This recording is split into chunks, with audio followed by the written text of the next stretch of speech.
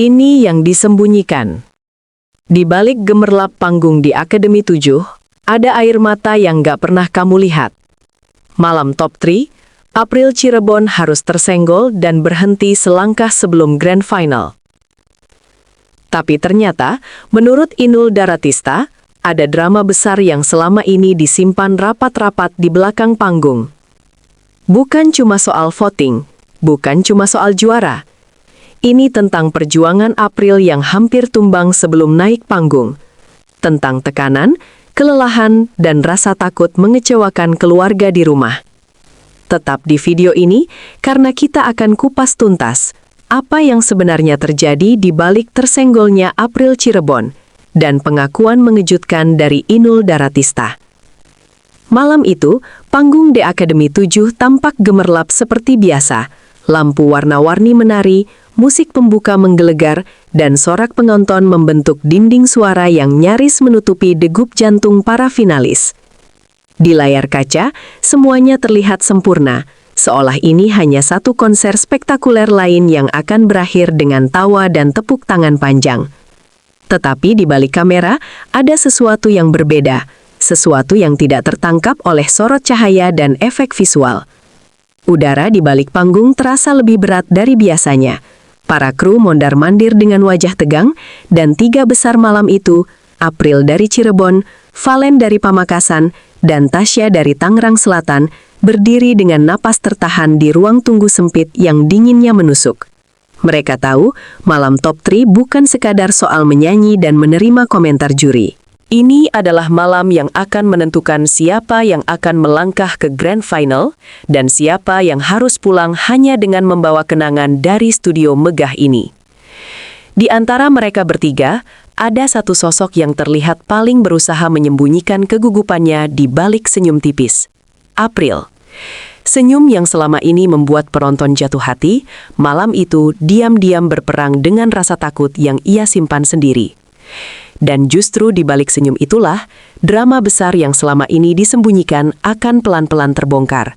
Sebuah kisah yang tak pernah benar-benar kamu lihat di layar televisi, tetapi menentukan setiap langkah kecil yang April ambil menuju panggung utama. Malam itu, di balik gemerlap yang memukau jutaan pasang mata, ada rahasia besar yang menunggu untuk diceritakan. Nama lengkapnya Afriani Mida Solehah. Tapi jutaan pasang mata di Indonesia mengenalnya sebagai April Cirebon, gadis mungil dengan suara yang bisa merobek sunyi. Sejak audisi, April bukanlah kontestan yang datang dengan kepercayaan diri meledak-ledak seperti beberapa peserta lain yang penuh gaya dan gimik. Ia lebih sering menunduk sopan, tersenyum kecil ketika dipuji, dan tampak kaget setiap kali namanya diumumkan lolos ke babak berikutnya. Seolah masih sulit percaya bahwa gadis kampung seperti dirinya bisa berdiri di panggung sebesar itu. Di awal kompetisi, banyak yang memandangnya sebelah mata, menganggap April hanya warna tambahan di antara finalis lain yang lebih mencolok, yang datang dengan cerita viral dan jutaan followers. Namun minggu demi minggu, sesuatu yang pelan tapi pasti terjadi. Suara April mulai merayap masuk ke hati penonton. Cara ia menyeret nada melo, cara matanya berkaca-kaca saat menyanyikan lirik patah hati, dan cara ia mengucap terima kasih dengan logat Cirebon yang lembut, semua itu membangun kedekatan emosional yang tidak bisa dibeli dengan sekadar gimik panggung. Di rumah, keluarganya mengikuti tiap konser di depan televisi yang tidak terlalu besar, dengan doa yang sama di setiap malam. Semoga April kuat, semoga April bertahan, semoga April pulang, bukan sebagai pecundang. Bagi mereka, ia bukan hanya peserta lomba, tetapi harapan sederhana dari sebuah kota yang jarang disebut di layar kaca, simbol bahwa dari gang sempit dan rumah sederhana pun, mimpi bisa melompat sampai ke panggung nasional. Menjelang malam Top 3, jadwal latihan tiga besar di Akademi 7 berubah menjadi maraton tanpa banyak jeda, seperti lomba yang tak mengenal garis finish. Latihan vokal, gladi-resi kamera, pemilihan kostum, pemantapan koreografi, hingga sesi briefing rundown acara berlangsung siang dan malam, nyaris tanpa ruang bernapas. Bagi penonton, yang terlihat hanyalah hasil akhir yang glamor. Panggung berkilau, suara jernih, penampilan rapi tanpa celah. Namun di balik panggung, April berjuang menahan tubuhnya yang mulai memberi tanda kelelahan. Suaranya terasa berat, napasnya mulai pendek, dan di beberapa sesi latihan, ia terpaksa menghentikan nyanyiannya di tengah-tengah karena tenggorokannya perih seperti terbakar. Kru menyadari ada yang tidak beres, tetapi setiap kali ditanya, April selalu menggeleng, menjawab dengan kalimat yang sama. "Aku kuat, Kak. Masih bisa kok." Ia tahu, di kompetisi seperti ini, mengeluh bisa dengan cepat dianggap sebagai tanda lemah. Tak banyak yang tahu, beberapa jam sebelum konser dimulai, April sempat duduk sendirian di sudut ruang rias yang dingin, memegang lehernya yang nyeri, sambil berbisik lirik mengulang lirik lagu yang akan ia bawakan. Di titik itu, kompetisi sudah bukan lagi soal mencari nilai sempurna dari juri, tetapi tentang bagaimana ia bisa bertahan berdiri di bawah sorot lampu yang menyilaukan, tanpa membiarkan satupun orang melihat betapa rapuhnya ia sebenarnya di balik glitter dan make-up tebal. Malam Top 3 baginya bukan hanya ujian kemampuan bernyanyi, tetapi ujian seberapa jauh ia sanggup mengorbankan rasa sakit demi menghormati kepercayaan jutaan orang yang sudah terlanjur menjagokan namanya. Di atas panggung, Top 3 malam itu dirancang seperti sebuah pesta kemenangan yang berpura-pura melupakan fakta bahwa akan ada satu mimpi yang dipatahkan di akhir acara. Penonton disuguhi kolaborasi spektakuler, medley lagu dangdut klasik dan modern, serta permainan lampu dan properti yang membuat setiap penampilan tampak seperti puncak acara. Tasya tampil dengan aura bintang yang penuh percaya diri, Valen dengan karisma khasnya yang santai namun memikat, dan April, meski berusaha menutupi kondisinya, tetap memberikan penghayatan maksimal dalam setiap bait yang ia nyanyikan, seolah ini adalah kesempatan terakhirnya untuk bercerita lewat nada. Setelah seluruh penampilan usai, tibalah saat yang tak kalah menegangkan, pengumuman peraih virtual gift tertinggi. Host berdiri di tengah panggung, memegang kartu hasil seperti memegang nasib seseorang, sementara kamera menyorot wajah tegang ketiga finalis. Ketika nama Tasya disebut sebagai pemegang virtual gift tertinggi dan otomatis mendapatkan tiket pertama ke Grand Final, studio pun bergemuruh. Pendukung Tasya melompat, menangis, memeluk satu sama lain, mengibarkan poster dan lightstick seolah kemenangan itu sudah final. Sementara itu, di sisi lain panggung, April dan Valen saling melirik sejenak, menghela napas panjang, lalu berdiri sedikit lebih dekat. Mereka tahu sejak detik itu, panggung hanya menyediakan satu kursi tersisa untuk dua mimpi besar, dan salah satunya harus rela duduk di bangku penonton pada konser terakhir. Di balik senyum yang tetap mereka pertahankan di depan kamera, ada rasa cemas yang pelan-pelan merayap, mengingatkan bahwa di kompetisi ini, kedekatan dan persahabatan pun akhirnya harus berhadapan dengan realitas sistem dan angka.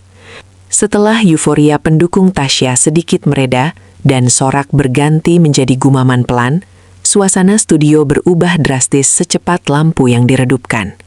Cahaya panggung kini lebih lembut, namun justru terasa menekan. Sementara musik latar berganti menjadi nada-nada minor yang menegangkan dan seolah sengaja memelankan detak jantung semua orang yang menonton. Kamera pelan-pelan menzoom wajah April dan Valen yang kini berdiri berdampingan di tengah panggung. Tubuh mereka tegak, namun tangan saling menggenggam erat, seolah itu adalah satu-satunya pegangan di dunia yang sedang berguncang.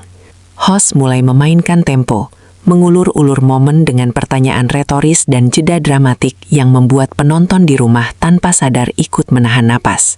Di tribun, sebagian penonton menunduk sambil berdoa, sebagian lain memelototi layar ponsel berharap keajaiban lewat voting menit-menit terakhir. Detik seolah memanjang, setiap denyut jantung terdengar lebih keras dari dentuman musik. Di balik panggung, para kru untuk sesaat berhenti bergerak. Juri menatap lekat dengan ekspresi sulit dibaca, dan April di tengah semua sorot mata itu hanya bisa berbisik dalam hati, "Ya Allah, kalau memang bukan rezekiku, kuatkan aku." Dalam keheningan yang nyaris total itulah, satu nama akhirnya akan dipisahkan dari mimpi Grand Final, dan dunia April bersiap menghadapi kemungkinan yang selama ini ia coba hindari. Bagi penonton, ini hanyalah puncak drama sebuah acara kompetisi. Bagi April, ini adalah garis batas antara satu bab kehidupan yang ia kenal dan bab baru yang belum ia mengerti bentuknya. Saat nama April disebut sebagai kontestan yang harus tersenggol, suara di studio pecah tidak beraturan, seperti kaca yang jatuh dan berserakan di lantai. Ada teriakan kadet yang spontan, ada isak tertahan dari sudut-sudut tribun, dan ada tepuk tangan panjang yang terdengar lebih seperti pelukan massal daripada sekadar penghormatan formal bagi seorang finalis yang harus pulang. April sempat terperangah sepersekian detik, menatap kosong ke arah lampu yang menyilaukan, sebelum akhirnya memaksa dirinya tersenyum. Valen langsung menariknya ke dalam pelukan, dan kamera menangkap momen ketika bahu April bergetar halus menahan tangis, sementara tangan kecilnya menepuk punggung Valen, seolah justru ingin menenangkan sahabat yang masih bertahan di panggung. Tasya yang baru saja dipastikan lolos, ikut mendekat dan memeluk keduanya, menciptakan lingkaran kecil di tengah lautan cahaya yang terasa lebih manusiawi daripada semua dekorasi megah di belakang mereka. Di beberapa sudut studio, fans April mengangkat poster dan spanduk dengan mata basah, meneriakkan namanya lebih keras meski tahu teriakan itu tidak akan mengubah hasil. Namun yang penonton tidak tahu adalah air mata itu bukan hanya karena hasil malam itu. Bagi April, pengumuman itu seperti tombol yang menyalakan ulang seluruh ingatan tentang latihan panjang, kelelahan fisik, doa orang tua di Cirebon, dan rasa takut gagal yang selama ini ia simpan rapat-rapat agar tidak mengganggu konsentrasinya bernyanyi. Hingga akhirnya semuanya tumpah dalam satu kata, tersenggol. Saat suasana sedikit lebih tenang dan sorak mulai mereda menjadi gumaman simpati, April diberi kesempatan untuk berbicara. Dengan mikrofon yang nyaris ikut bergetar di tangannya, ia mengucapkan terima kasih kepada keluarga, guru vokal, pendukung di Cirebon, dan para juri yang telah membimbingnya hingga sejauh itu. Kata-kata yang keluar dari mulutnya terdengar sederhana, klise bahkan, tetapi mata yang berkaca-kaca mengkhianati usaha kerasnya untuk tetap terlihat tegar. Penonton hanya melihat seorang finalis yang kalah dengan elegan, menerima hasil dengan senyum dan sedikit tangis. Namun di meja juri, Inul Daratista duduk dengan ekspresi yang berbeda. Ada keharuan, tetapi juga semacam kegelisahan yang tertahan. Seperti ada kalimat yang sejak tadi ingin ia ucapkan, namun terus ia tahan demi menjaga alur acara. Ketika host mempersilahkan para juri memberikan komentar terakhir untuk April, Inul menghela napas panjang sebelum mulai bicara. Sejenak membuat studio kembali hening. Di momen inilah perlahan terbuka satu persatu hal yang selama ini tidak pernah diceritakan ke publik. Tentang kondisi April di belakang panggung, tentang momen-momen ketika ia nyaris tumbang sebelum tampil, dan tentang pertaruhan besar yang ia lakukan malam itu. Sejak kalimat pertama Inul keluar, penonton sadar, mereka tidak sedang mendengar komentar biasa. Mereka sedang menjadi saksi sebuah pengakuan yang membuka sisi lain kompetisi yang jarang tersorot kamera. Dan di balik nada suara Inul yang bergetar, ada pesan tersirat, bahwa malam itu, yang jatuh bukan sekadar nilai di papan skor, tetapi air mata seorang pejuang muda yang selama ini memilih diam, bukan dramatisasi. Dengan suara serak yang terdengar berbeda dari biasanya, Inul memulai komentarnya bukan dengan pujian klise, tetapi dengan sebuah pengakuan yang membuat studio seketika terfokus penuh kepadanya. Ia bilang, beberapa hari sebelum konser Top 3, kondisi April sebenarnya sempat mengkhawatirkan. Suaranya drop, tubuhnya kelelahan, dan ada satu titik di mana tim sempat mempertanyakan dengan serius, apakah April bisa benar-benar tampil malam itu. Anak ini nggak pernah banyak cerita, kata Inul, menatap April yang menunduk, berusaha menyeka air mata dengan punggung tangan. Padahal badannya udah gemetar, napasnya udah pendek, tapi dia tetap maksain latihan, nggak mau kelihatan lemah. Penonton yang selama ini hanya melihat April tersenyum di kamera, baru menyadari bahwa di balik performa rapih itu, ada perang yang tidak pernah disiarkan. Perang antara keinginan untuk tampil sempurna dan tubuh yang berulang kali meminta istirahat. Inul bahkan menyebut, beberapa kali ia melihat April duduk sendirian di sudut, memeluk dirinya sendiri, sambil menghafal lirik dengan mata merah dan suara hampir habis. Bagi Inul, keputusan April untuk tetap naik panggung malam itu, meski tahu resikonya besar, meski tahu satu nada fals bisa mengubah nasib, adalah bentuk keberanian yang tidak bisa diukur dengan sekadar jumlah suara atau virtual GIF yang tertera di layar. Di balik kalimat-kalimat Inul, tersirat satu fakta pahit. Kadang, untuk membuat jutaan orang terhibur selama beberapa menit, ada satu orang yang harus menanggung rasa sakit berjam-jam. Dan malam itu, orang itu bernama April Cirebon.